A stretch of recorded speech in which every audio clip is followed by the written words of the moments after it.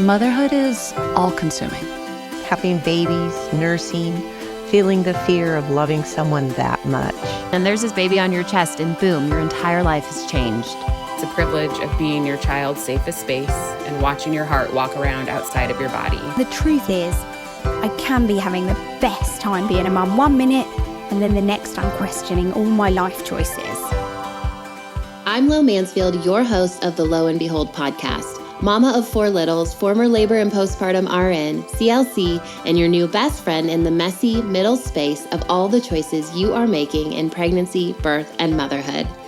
If there is one thing I know after years of delivering babies at the bedside and then having and now raising those 4 of my own, it is that there is no such thing as a best way to do any of this. And we're leaning into that truth here.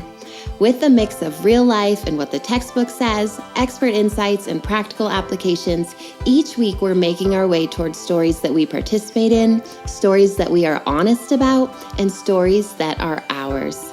This is the Lo and Behold podcast.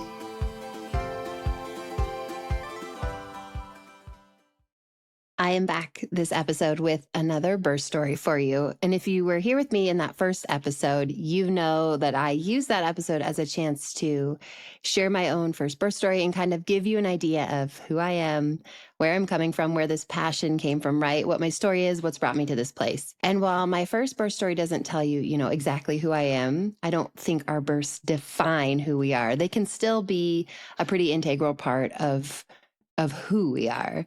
And so I chose to start with my first birth story in that first episode last week as a way to hopefully, quote unquote, get to know me, right? Okay. So you learn more about me, my passions, my loves, where my story is going from that first story. But this week, I actually am going to share another birth story with you. It's not mine though. It's actually my older sister's. And the reason that I wanted to kind of tuck her story right here at the front of all of this as well is because Jenn's birth story happens to be a birth that I got to attend. I was there as her sister, but I was also actually on the clock working as an LDRP nurse. And that specific birth, my precious niece, she was actually the first baby that I saw be born as a registered nurse. So I'd recently got my license. I'd started my new job, and Jenn happened to be the first birth that I saw come in and be born at the hospital I was working at. So I was a brand new grad. I was still in training. I was training specifically in postpartum, and my sister came into the hospital that I was working at, and I ended up getting to step in the room, getting to be there, not as a nurse. I was technically not working, though I was on the clock, but I was there just to be support, love, and honestly cry my way through her birth and then the birth of my niece, of course. So I just felt like I should tuck Jenn's story in here early because it feels foundational as well to who I am and the beginning of my entire nursing career and journey, kind of like a little seedling, I guess, of the passion and love that I have for this space and getting to watch people and help people do this. So again, my sister's name is Jenn. I don't know if I mentioned that to you. I'll go ahead and let her introduce herself to you a little bit more and we will get into it. Hello, friends. Okay, I am so excited for the birth story that I'm going to put in front of you today because I am here recording with my older sister, Jenn. So, Jenn, why don't you go ahead and introduce yourself first, and then we'll keep going. Yeah. Hi, my name's Jenn. I am wife of Michael, daughter of I'm the wife of Michael, and I'm the mother of my daughter named Reese, who is 12 years old now. So when Laura asked me to come on and talk about my birth story, my first thought was that was so long ago, but it is funny. And there are pieces of it that I can recall in a heartbeat. And so excited to share it with you today. Yeah, I like that Jenn said that it's funny because we die laughing when we talk about this birth story. And it's probably, you guys know, stuff is more funny when it's you, right? But we're hoping, or hopefully we're not laughing alone. You can let us know if we are, because there are parts of it that just still crack me up today when we go back and we talk about it. So you'll probably hear us laugh maybe a little more than some of the other birth stories, but that's a good thing, right?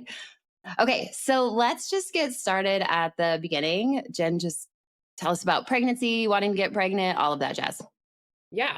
So my husband, Michael, and I had been married for 5 years at this point, and I felt like everyone in my group of friends was pregnant or had already gotten pregnant and had babies. And I was really ready for that. My husband wasn't. And it took a while for us to get to a space. And I won't even say that he was ready when we did have our daughter, but he was more ready than if we had jumped into it when my heart was ready. And so as these things go, it was not as easy as I had hoped. I just thought, have sex, get pregnant the first time, and did not work like that. It took us about 6 months to get pregnant. And once I got pregnant, I was really nervous to tell my husband because as much as he was like, yes, we can do this. I mean, obviously a huge change, right? Like our whole life's changing in a heartbeat. And so I'm going to laugh at this. And I am going to preface, Laura knows this. I love my husband dearly. We've been married almost 20 years. We are also the two most different people you will ever meet. I can attest to this. I love him dearly as well, but we are very different. Very I am different. excited and joyful, and I'm an Enneagram 2, and I have big feelings about everything, and he is not those things.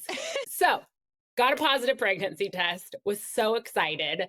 And I get up. At this point in my life, I woke up really early to go to work really early. I was at work at 6 a.m. And so got that positive pregnancy test, was so excited. And I should have known this was the wrong time, but I wanted to tell Michael immediately, of course. And so I go to our bedroom and I'm like, Michael, wake up. He's like, what?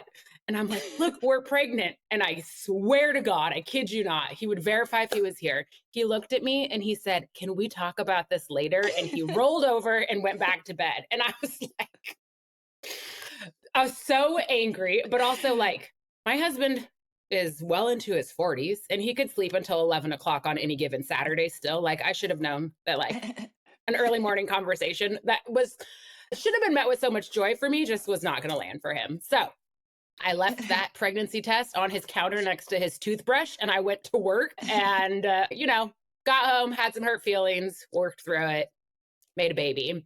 My pregnancy was pretty uneventful. I had some morning sickness, some nausea, nothing terrible. I gained a lot of weight, as we often do when we're pregnant. I'm tall. I'm really tall. So I felt like I held that really well. I had a big old belly. It was super uneventful. She went almost full term. We were just a couple days shy of 40 weeks when she came.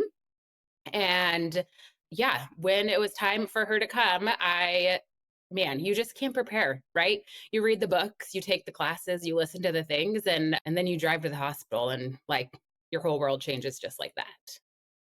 Remind me if you took classes or not. I can't remember. Well, no, we didn't. That husband, who I love dearly, does not maybe operate under the same idea of like knowledge is power and education, makes things feel easier and more smooth. And this is not a husband bashing moment by any means, but my husband was disgusted by pregnancy also. I feel like that is just a fair thing to mention. He would not touch my belly. He told me it was like an alien lived inside of me. He did not want to watch it move. He didn't want to see when she would kick. He didn't want to feel it. Like he was so freaked out over all things pregnancy and the pregnant body. And I mean, I thought it was miraculous. I'm like that lady who wants to touch every pregnant belly. Like I'm in an elevator and you're pregnant. I'm like, oh my God, you look so, can I touch it? Like I just am like Laura's enamored with birth. And I'm so enamored with like that process and like the amazing ability of our bodies to like do this. And so he was disgusted by all things. And he's super smart, like graduate degree, like he's brilliant, but like did not want any knowledge about this part of life. And so, no, we went to the hospital. I don't think he read I read like every book that like existed under the sun, had all my friends who'd already had babies, had talked to all of them. He had -10 knowledge going into birth and pregnancy. And I think he may have regretted that when the time came, honestly. So I think it's important to interject here. Obviously, you all know that I teach and I always am saying, get your partners involved, get your partners involved, get your partners involved. But like Jenn keeps saying, I love my brother-in-law. He makes me laugh more than anyone on the planet. I love this man, but he's also not abnormal. There are a lot of dads, partners out there who are not interested in any of this. And so, yes, I'm sure if Jenn could go back, she'd still say, hey, like, get involved. Can we get you to do a little more here? But I think it's important to realize that if the person helping you have your baby is maybe like my brother-in-law, they're not the only one like that. They're not the only one being obstinate, trying to be frustrating, annoying, refusing. Like sometimes they're just built that way, designed that way. Can we lean into that? Can we change that? Can we try to get them on board more? Should we? Yes. But you're not the only one if you're going through this, or if your story sounds a little like Jen's. Like, I just want you to hear that. Like, not every partner is just going to show up and want to catch the baby. And, even with education, they're not always going to want to show up like that. And that is a very normal, typical scenario too. So just had to throw that in there because Michael is not the only one who shows up like this, or really just doesn't really want to show up at all. So something I think is interesting about that is while he did not want to like participate in any education or like preparedness per se, he also was really adamant that he wanted to do it alone. He didn't want my mom to come for the birth. He did not want Laura to be there. Laura was a nurse, I'm sure we'll get into this, at the hospital, like where we delivered Reese, but he did not want her, he didn't want her to be there. Like for him, it was really important that like he did it, and that like he knew that if my mom was there or if Laura was there, that he would back off and let them do the things because he was going to be uncomfortable and it'd be easier to let them do it. And so I appreciate that like he knew himself enough to say like, hey, I think everyone needs to be gone. It'd just be you and me when we have Reese so that I can learn and so that I have to like rise to that occasion. Right. So, yeah, which I mean, I do think he knew himself well enough to know that. Yeah. Obviously, it played out in like its own funny ways. But, and I will say, we didn't fully fill you in on that, but I was a baby nurse when Jenn was pregnant. So I moved to Colorado in the fall. I can't remember if I told y'all, but I actually lived with them. And so I started working at the hospital where she was going to deliver her baby about, I would say 6-8 weeks or so before she came in to have the baby. And so when she came in, and yes, I was working that night, I was still training as a postpartum nurse. So my hospital started us as postpartum nurses. Once we got comfortable taking care of mom baby couplets, then they started training us fully for labor as well. So when Jenn came in, I was not her labor nurse. I was not like fully ready to care for someone in labor on my own as a nurse yet. I obviously got to be there, and you'll hear the rest of that. But I was technically working that night. I had 3 mom baby couplets. I was finishing up my postpartum training, but I was there, and that was obviously just random chance. And it was your last shift before you had like a few days off too. I remember like, I think so, because I remember going home and sleeping, but then you guys came home and it was like nice to be, maybe that wasn't nice for you. I don't know. I was home with their sweet baby and them, but anyway, okay.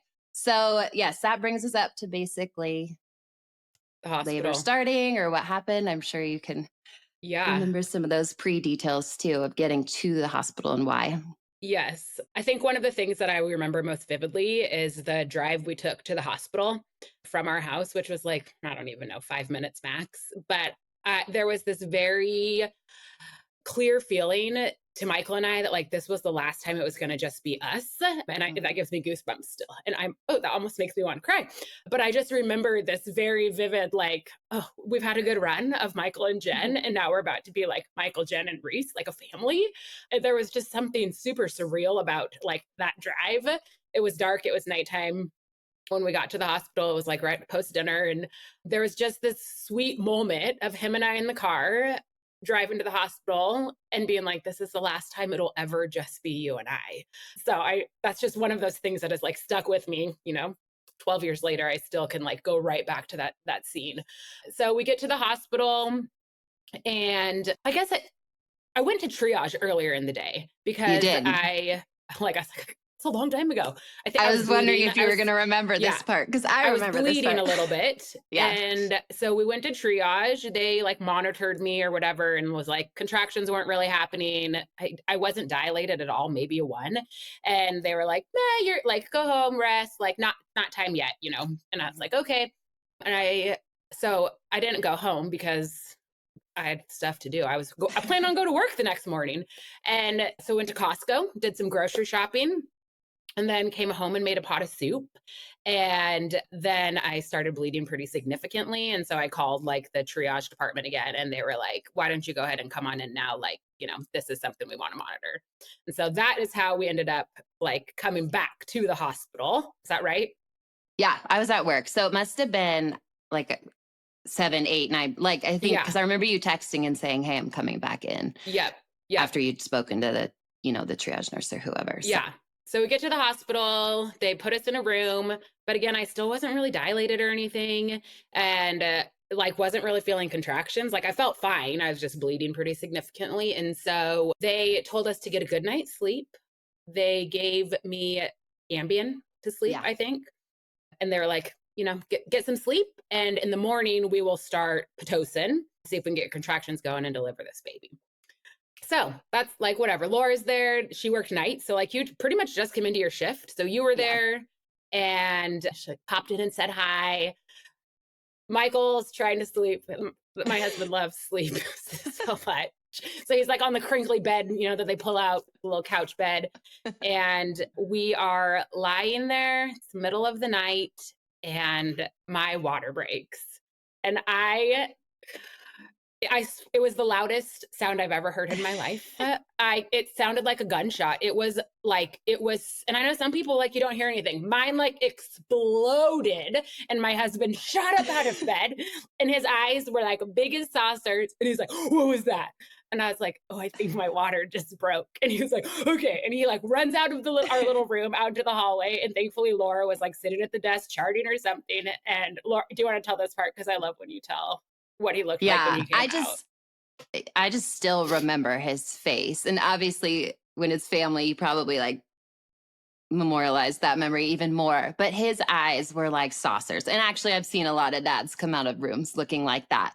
But I think he didn't even have the words. It was like, or water, I think her water broke. Like he didn't know. And everyone around me, my preceptor, I remember her sitting next to me and it was like, okay, we'll be right in. Everyone, it's kind of that whole, all right, that's okay. It's very normal, but you forget, no one was rude, but you kind of forget like to him, this is the biggest deal in the entire world. Right. Yeah. And then to all of us, we're like, great. Okay. Although I will say the plan was to have Jenn just sleep overnight. So what they had thought was that she was having a little bit of an abruption, which is when the placenta kind of starts to separate from the uterine wall too soon, right? It's not supposed to happen until after birth. And so it can cause some bleeding. This was not significant. It was not a need for immediate delivery, but that was why they thought, hey, when your OB gets here in the morning, we'll start inducing you because you are abrupting a little bit, it looks like. So let's get this baby delivered. And so you got to get, like, I give Mike a little credit. The plan of care was you guys sleep. Everything will start in the morning. So I'm sure his brain was thinking like, this is not supposed to be happening. They told us to go to sleep, And so I think it was kind of that more like, oh shoot, it really is happening now too. And so Jenn obviously had just taken these sleeping pills and then her water breaks. And so it wasn't exactly what was supposed to happen, which that's birth, right? So anyways, You can keep going. So water broke, they came in, cleaned me up because like my water broke like a freaking river, like the Rio Grande came out and got cleaned up. And then labor generally is like a lot of like, hurry up and wait. And so it's like, okay, my water broke, but still like didn't really have significant contractions, wasn't really feeling any pain. And so like, okay, go ahead and like try and rest some more, And so my husband goes back asleep, no problem for him. And I'm lying there and I have to go to the bathroom, right? And so I'm feeling great on my own. I get up, go to the bathroom and I poop and like start shaking. All of a sudden, like my body is shaking and I'm like, oh, something is happening. Like this feels weird.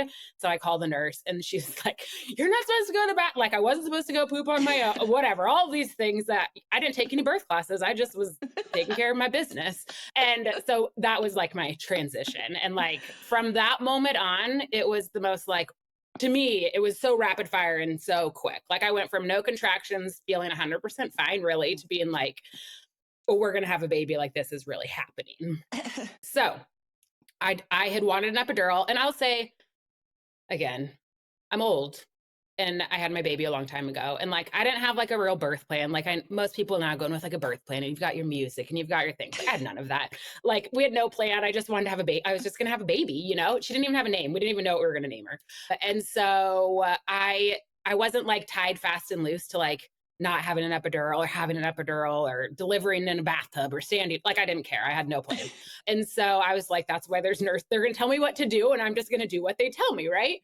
Not the first woman to walk into that space with that intention, I'm sure, mindset. And so I get back in bed. I labored in bed the whole time. And I had the dearest labor and delivery nurse. Her name was Lindsay. I would recognize her on the street still to this day.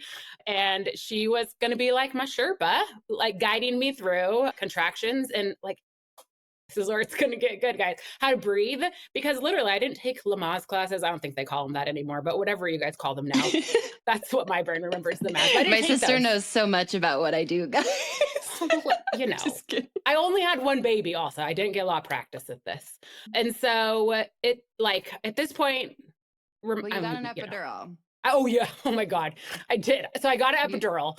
I wanted an epidural. It's like 2 a.m. probably at this point. Yeah. And I wish Michael was here to tell this part because I love the way he tells the story. So the gentleman who came in to give me his epidural, I do remember his name, but I'll give him some anonymity right now. I shouldn't say it. No, he came in to give me my epidural and he had been asleep because it's nighttime, like they're on call or whatever, you know? And Michael tells it, I didn't see it, but Michael tells it, he walked in and he was like, oh, like big yawn, like just waking himself up as he walks in my room. And then like that needle, apparently, I didn't see it again, but apparently it's pretty big. And, you know, so Michael was like, this guy's going to put that needle in my wife's back. Like he's not even awake. What's happening here? So thankfully I'm oblivious to this because like I'm just in my own body at this point, you know? And so get my epidural, that like not a big deal. Like, you know, got epidural, laid back down in bed. At this point I was dilated like pretty significantly, I feel like, if I remember correctly, and just kind of waiting for a contraction to come to start pushing. Is that yes? Sound right? You know, I don't fully remember when I was allowed to come in because things changed and then you guys decided. So maybe you can tell that part. I just know that it was so quick, right? And so like she said, you went from, you know, the assumption was not really dilated to water broke. Okay, that means something's happening. And then all of a sudden it was like she's shaking, she's pooping. Like these are signs of transition. For a first-time mother, we're talking about like an hour has transpired, you know? And so I think it was more, I don't know how dilated you were, but it was clear, like, we're not going to make it till morning for the doctor to get here type thing. Like something's happening really fast here. And so I don't know if you remember when you decided like I could come in or, you know, if she's getting real or whatever. It was when like we were going to start pushing. So probably like right around that epidural point, like that had happened. And then it was like, oh, we're having a baby like soon. And they like called the on-call doctor, like no one was in. Yeah. So they had to like call whoever was on call, which of course was not my doctor because that's the way it always seems to work, right? And Lindsay, my nurse, is like getting me set up in bed to push.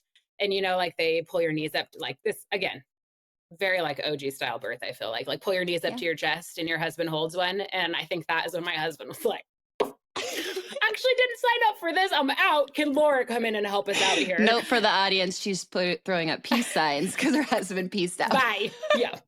I think that was like more of any of my body he ever wanted to like be up close and personal with. He did not want it. He was afraid. I think he was afraid. I really think he was afraid he would pass out and he did not want that to be his story.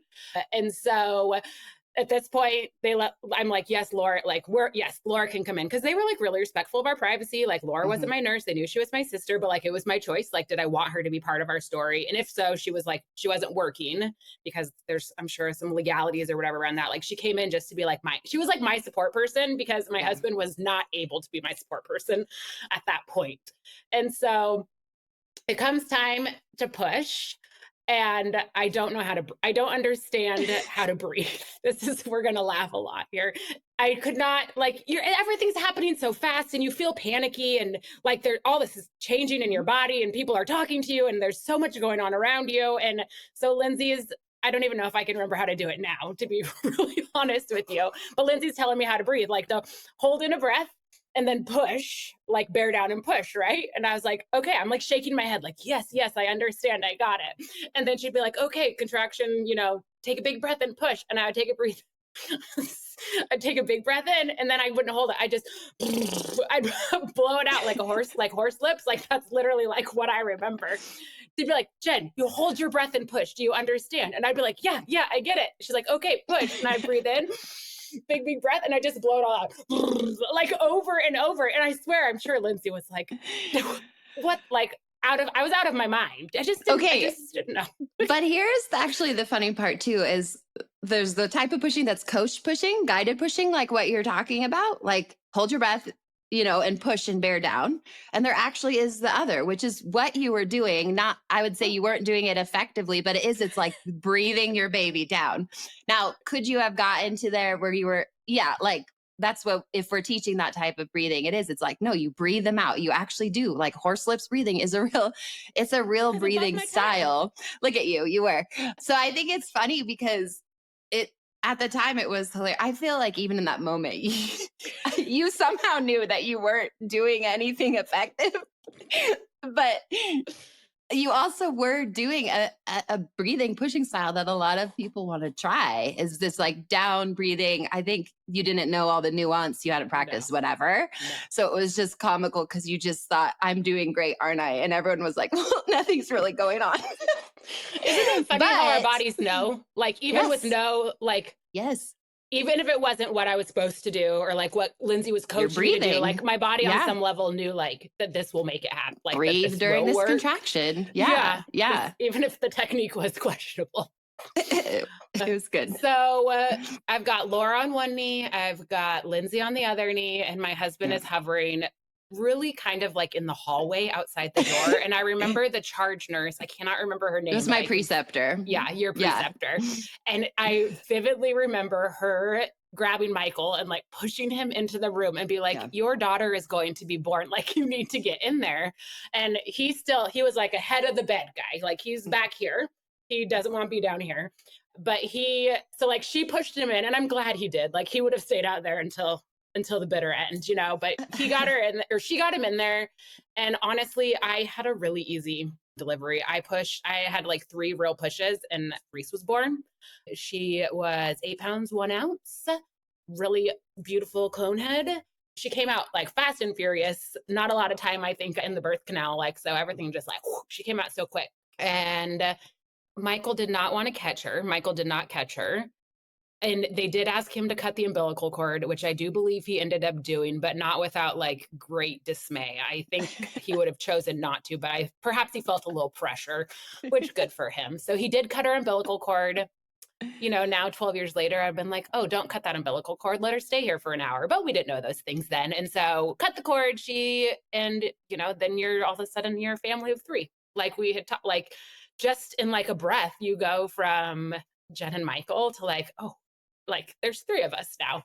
And then, all of that like fun post-birth stuff, like got to get the placenta out. And I did tear. She came so fast. Oh, I want to say this because I know you don't get a gold star for like having a no medicated birth and all that jazz, but also, so I got my epidural, but Reese was born like within an hour of getting that epidural. And it was not like that epidural had not really kicked in.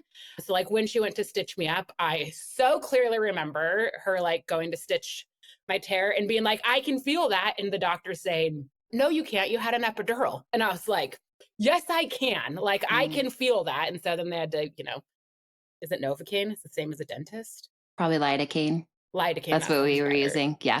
So they, so then I and I was able to like get up out of bed and go to the bathroom and stuff. There was no like long, like I was not immobile by any means, like from, that epidural. And stitched me up. And that was pretty much like it. It was really uneventful from like the birth side of things. Yeah. From that point forward. Anything you would add?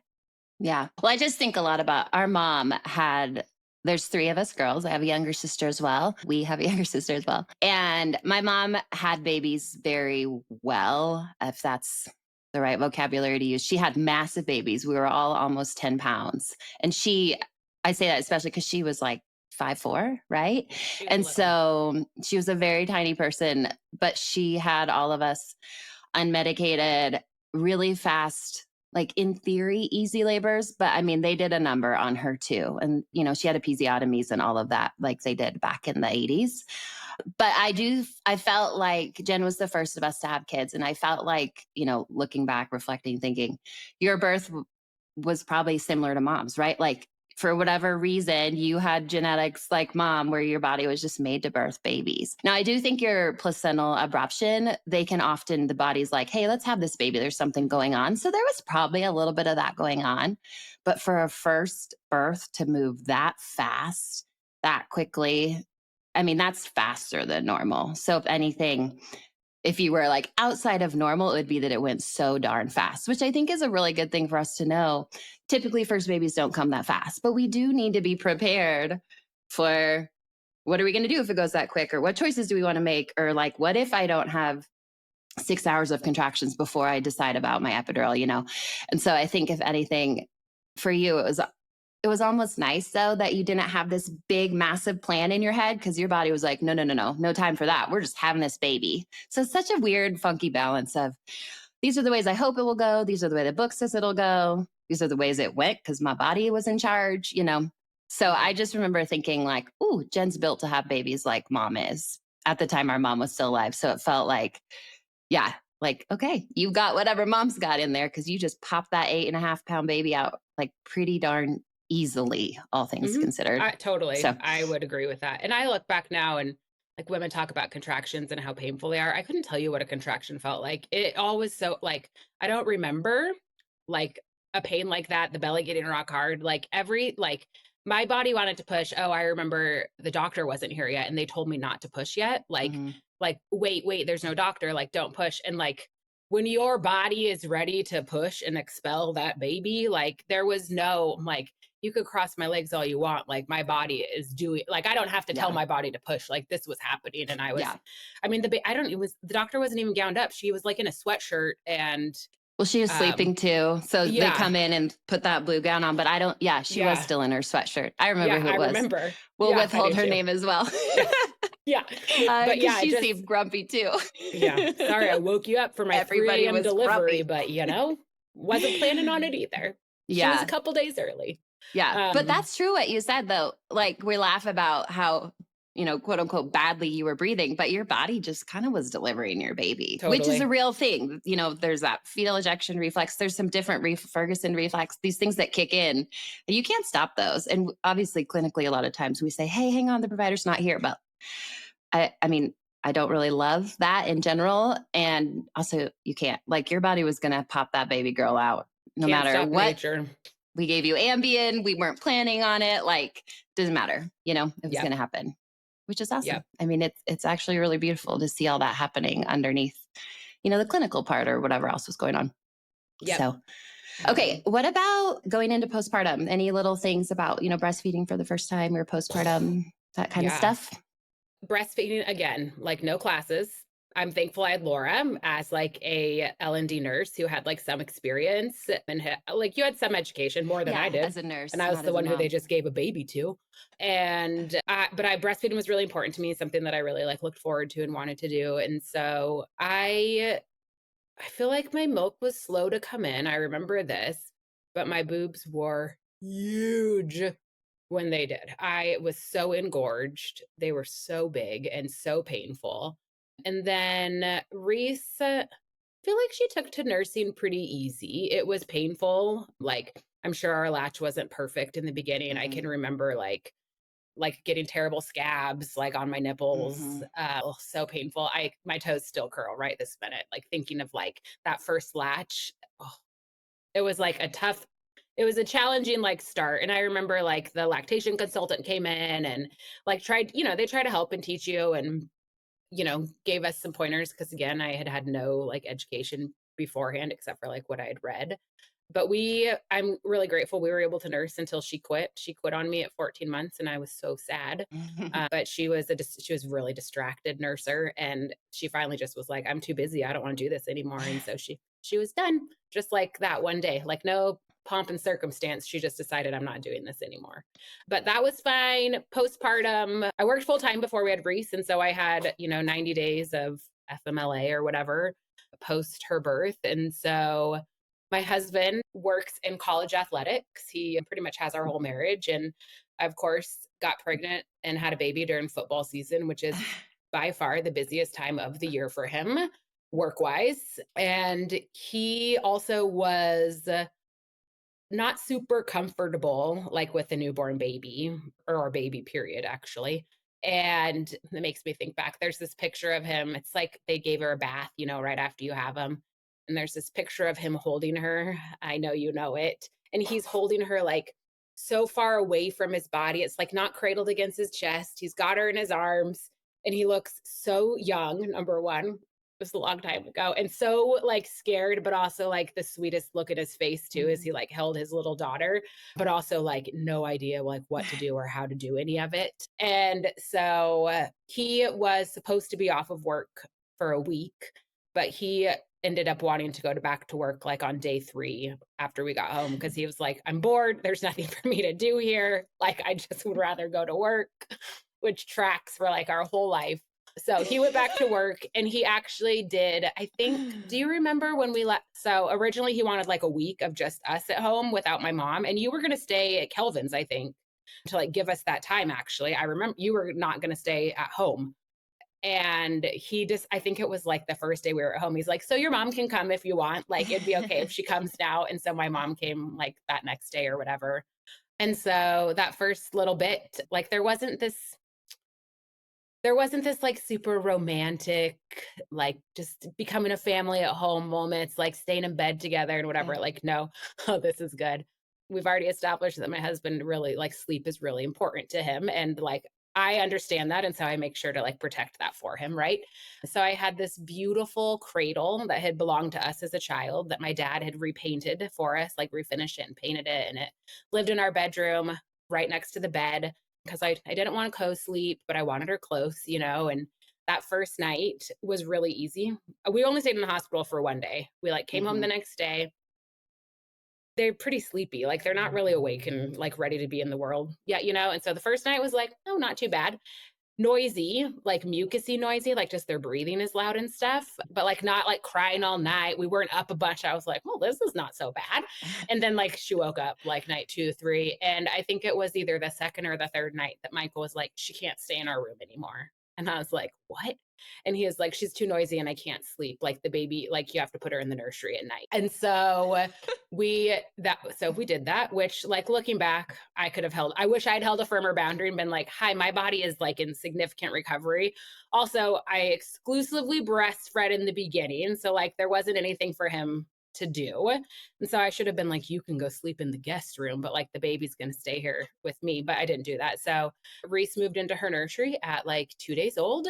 And that is where she took all of her naps and slept, like where we did like that, like she moved into her room at 2 days and that's where she stayed pretty much forever since. So yeah, like obviously huge transition, but also simple, I think is how, like, if I look back at it, like it was challenging and it was hard. And I remember calling my dear friend Betsy in the middle of like late night. She had a baby just a couple months ahead of me and being like, my nipples hurt so bad. My boobs hurt so bad. Like, what do I do? And it was late at night and she had a baby and she came to my house with like balm and like all the things and like tried to talk me through like pumping and all, like, just like moms showing up for moms. Like, even though she had her baby at home, she was like, I gotta go take care of this right now. And so she showed up and, tried to walk me through that. But otherwise, I mean, the first little bit is hopefully just kind of the bliss of like you're feeding, you're sleeping, you're taking care of like the house and the things that still are like going on around you, because even though it feels like your whole world should have shifted and stopped when you have a baby, it also didn't, right? Like everything is still happening outside of the door. And so we just settled, like, I feel like pretty quickly we settled into a little rhythm, the 3 of us. And that postpartum period, like breastfeeding was challenging, but like worked through it. And other than that, I feel like transition wise felt pretty okay. Yeah. It seemed the same from the outside. And now, having been a mother, I'm realizing, there was probably so many questions that I should have asked you, or like, to me, I'm like, they're doing great. But I will say it did feel like you got your feet under you quickly. And the 3 of you just figured out your new routine. I mean, when you went back to work, I don't think you wanted to, but I think that you figured it out well, if that makes sense. You knew how to pump and you knew how to manage your schedule and your routine and how to, manage whatever you did or didn't have to show up for Mike and his job. Like from my side, it felt like you stepped into it really well. And I do remember you brought up Betsy, but I do remember that little small group of women you had, you all were having babies at the Yeah. same time. Yeah. And so while you were talking about Betsy, I just thought like that to me was an incredible example of the power of community when you have a Yes. child. Like you found that and you cultivated that and you guys were all friends. So you guys did the work to create that. It's not like it just happens for all of us. It doesn't. And I wish it did. But I could see like how it impacted you becoming a mother and having those people around you. So it was a really cool example of seeing that. And I saw it as your sister. And then now that I'm older, I can look back, and now that I've had children, I can look back and think, wow, Jenn was super lucky to have that in that season, because clearly you had people literally showing up for you at night. And that's what we need, but most of us don't have it. And so I'm so glad you had that then. I think that's an interesting call out. So we left Colorado 6 months after Reese was born for my husband's job and moved to Oregon, where we didn't know anybody. We'd never been there. And I, like 12 years later, I still grieve the loss of that community of women because they were instrumental in like navigating pregnancy. Like, no, I didn't have an education or like I didn't go to any birthing classes or whatever, but like I heard their birth stories and I watched them become moms, and like I lived that experience with them in some ways. And so like that was my education. And then also I think that there is something so formative about the people that watch you become a parent.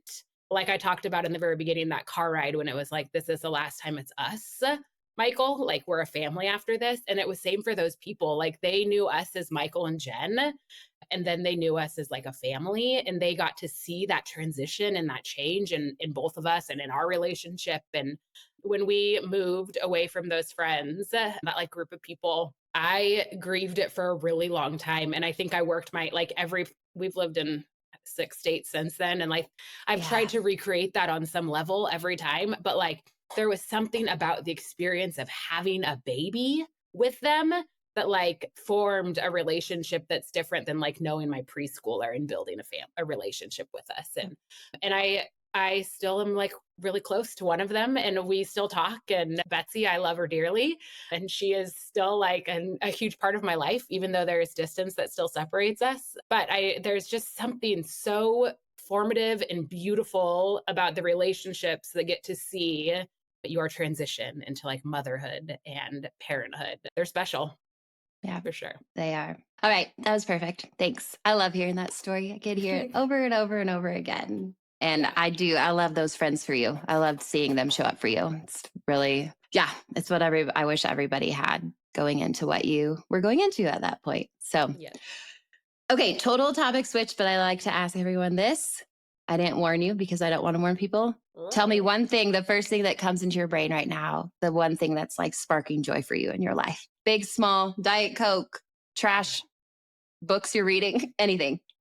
The one thing sparking joy in my life right now is sunshine. I've lived in the Pacific Northwest for the vast majority of my life, and April is like a terrible month if you live in the PNW. But here in Pasadena, California, the sun is shining. I sat outside by my pool for hours yesterday. I take a lot of my work meetings on my outside deck. The sunshine has given me life in a way that I did not know I ever needed. And now I can't imagine ever living without. But like every morning I open my eyes and it's like sunshine streaming through the windows. And man, that is very life-giving, not just to me, but like to my family in this season. So yeah. I love that for you. I also think it means you're getting old and you want to be one of those snowbird people or whatever they're called. Just getting old people. Could be totally accurate, but man, I'll just text you when it snows here again in Colorado, but I'm not surprised that's your answer. Hard pass. Yeah. All right, Jenn, if anyone wanted to reach out to you and ask you about your birth or whatever, is there somewhere they can do that? Yeah, you can find me on Instagram. My handle is It's Jenn Rohrbaugh. No apostrophes or hyphenations, Jenn Rohrbaugh. I don't know. Do you want me to spell that out? Will you just put it in the comments?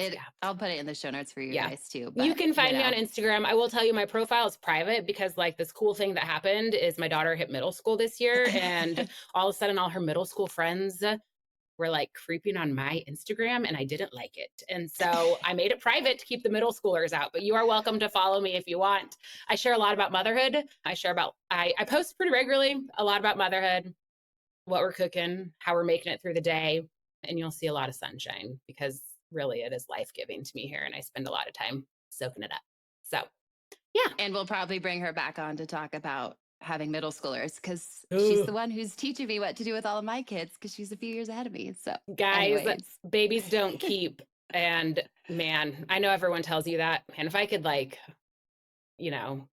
if I could go back and like soak in anything, I would hold my baby longer. I would let her sleep on my chest.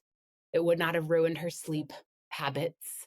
And I would relish the opportunity to pick out her clothes every day because she's 12 years old now and looks like pajama pants are acceptable for school nowadays. But man, I used to dress her so dang cute.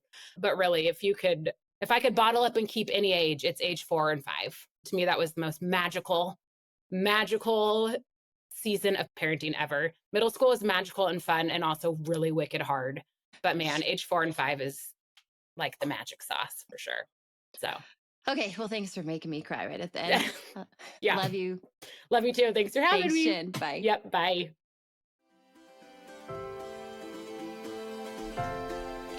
Thank you so much for listening to the Lo and Behold podcast. I hope there was something for you in today's episode that made you think, made you laugh, or made you feel seen. For show notes and links to the resources, freebies, or discount codes mentioned in this episode, please head over to loandbeholdpodcast.com. If you aren't following along yet, make sure to tap subscribe or follow in your podcast app so we can keep hanging out together. And if you haven't heard it yet today, you're doing a really good job. A little reminder for you before you go. Opinions shared by guests of this show are their own and do not always reflect those of myself and the Labor Mama platform. Additionally, the information you hear on this podcast or that you receive via any linked resources should not be considered medical advice. Please see our full disclaimer at the link in your show notes.